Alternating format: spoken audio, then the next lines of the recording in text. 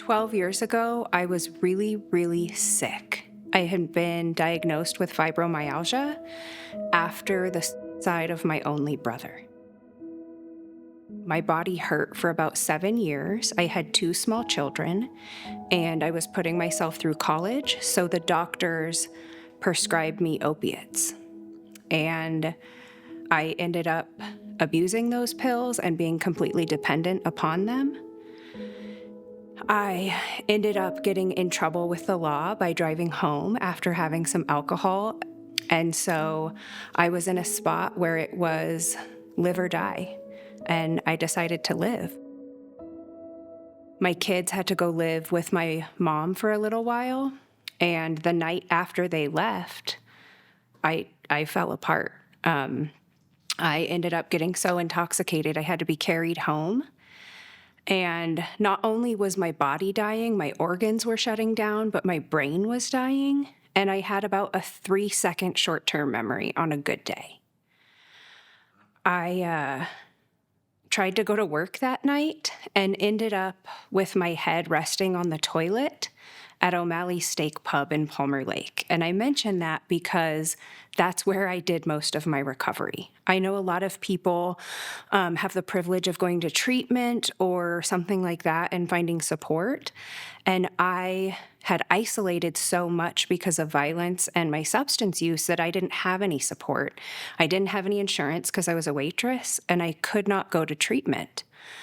So I went into the doctor and I said, I need your help to get off of these pills, because if I don't, I'm going to die. And I knew I was going to die probably within the next few days.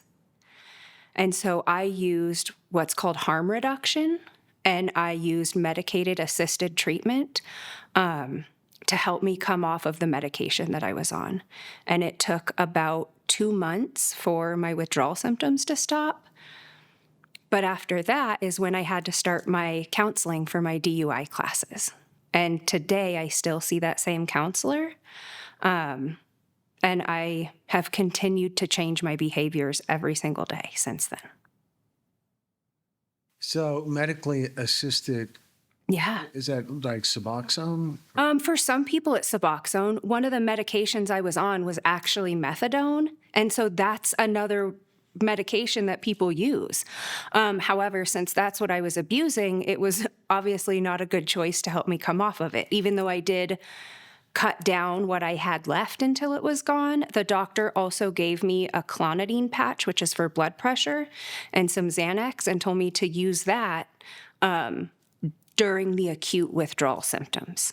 And so that's what I did. And then after I stopped shaking, I started coming off of the Percocet, which is the other medication I was on. And I started practicing yoga as well. I got almost all of my medicine from the doctor. There was a short time where I did buy some methadone from somebody, but all of the Percocet I got from the doctor. So yeah, and it was before fentanyl was in everything, luckily. They actually tried to put me on fentanyl patch, but it thankfully didn't work well with me. So I ended up just on the methadone and Percocet. It's interesting because the first time I actually used substances was when I was about, 3 or 4. And a friend at church gave me some Tums, and he was a grown-up, and he was like, here, this is candy. And so that kind of started a unhealthy relationship with medication. And a few years later, his son, who was a teenager, assaulted me while I was sleeping. And I was about 5 or 6 when that happened. I didn't tell anybody until years later, but I ended up confronting him about it and letting him know that I remembered and that I hoped he never did it to anybody else. And then a few years later, my parents were married and they had 5 kids. They ended up divorcing, and my mom remarried. From that time on, I was raised in a home that was terrifying. The first time I was strangled, I was 11 for saying something I wasn't supposed to. Everything in my life was controlled, from the clothes that I wore to how I did my hair to the food that we were allowed to eat. In high school, I ended up getting a boyfriend after experiencing a second sexual assault, but this one was in the hallway in front of all of my classmates while they were just walking by and laughing and calling me names. I got a boyfriend, and we ended up getting pregnant after a few months and having a little boy. We ended up breaking up, getting back together, breaking up, and eventually staying apart. And then after I was with him, I dated another person who was quite controlling. And then I started a job in the big city near the little town that I grew up in.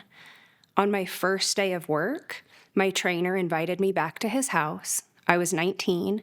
He made me a drink. And I remember about 10 minutes. I was sexually assaulted all night and had no idea that that's what was happening until years later. After that, I was like on a violent roller coaster of using substances to feel better and putting myself in dangerous situations. And then bad things happening. When I was 23, I went to the bar that I worked at one night, and this really handsome guy came in. We ended up getting married a few months later and having a daughter. When we separated, the only thing he left me with was that daughter and a burn scar on my arm, which is now covered with an incredible tattoo that says, "You have no power over me." Because I want to remind everybody and every substance that I am the one in control of my own life. After we divorced, I got with somebody even more dangerous than he was, and then yet again. After my third marriage, that's actually the marriage that I found recovery in. So I was married to somebody who was unkind to me and also physically abusive to my children. After leaving him and being in recovery, I got educated as a confidential victims advocate, and I learned what domestic violence was. I learned what sexual violence was, and I learned how I was adding to my own suffering. It was not my fault that people hurt me, especially when I was a child, but it was absolutely my responsibility to learn from it and prevent it from happening again, which is what I didn't do until I was about 35 years old. After that, I had a couple of jobs as I was healing, and then I worked as a victims advocate for about 5 years, supporting other people just like me. They would see my tattoo and they would say, "Tiffany, you're one of us." And one day, one of my friends, Raquel, invited me to this event. She's like, "Tiffany, I need your energy there," because I had started practicing energy work. I showed up, and it was for teenagers struggling with suicide. Robbie's Hope was there having an event for these teenagers. And after that, Raquel and I started supporting teenagers in Palmer Lake. Eventually, the pandemic happened, and we trained as recovery coaches. And I actually got to start my own program called Unbroken, which is recovery from intimate partner violence for people just like me.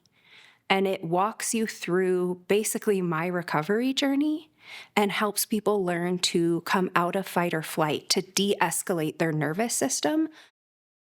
Because intimate partner violence not only contributes to mental health challenges, but it can affect our physical health as well. And so today I am in recovery from both domestic and sexual violence. I am in recovery from a substance use disorder, and I am in recovery from mental health challenges that came along with those. I didn't think it was ever possible, but today my life is safe. Today I own a home, and today my son is making me a grandma. His wife is in labor right now. None of this would be possible if I didn't have recovery. And all I did was do what was best for me every single day. And that's why I'm alive today. It's really, really common that people repeat their cycle of violence over and over and over again. And when I was shown the power and control wheel and the cycle of violence, I saw how I was adding into my own suffering. I saw the target that I would put on my own back, letting people know I'm a person you can hurt. That's really how I used to live my life because I felt I deserved it. I felt like because I was already you know, because I was already damaged and broken as a child, that as an adult, I had to be the same way. So where are you at now? You're good now. Yeah, most days I'm good now.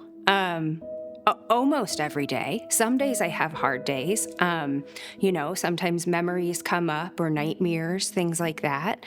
And I have to practice extra breathing exercises, do yoga, call my therapist. But most days I spend in gratitude. Most days I do breathing exercises. And just notice the beauty in the world around me. Today, I spend time with my husband, my friends. I have the best job in the world that I absolutely love to go to every day, that I actually helped create.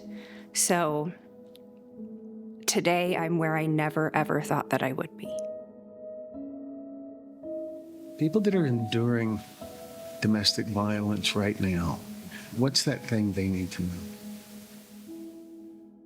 That they have the power, that they are not broken, and that they are worthy of finding love that feels like love, whatever that means to them. It's really, really tricky because some situations are not life-threatening and some are. But the best way is getting support, finding a person who believes you and can help you find resources. Asking for help. Yeah. That's the hardest thing to do, but it's the most important.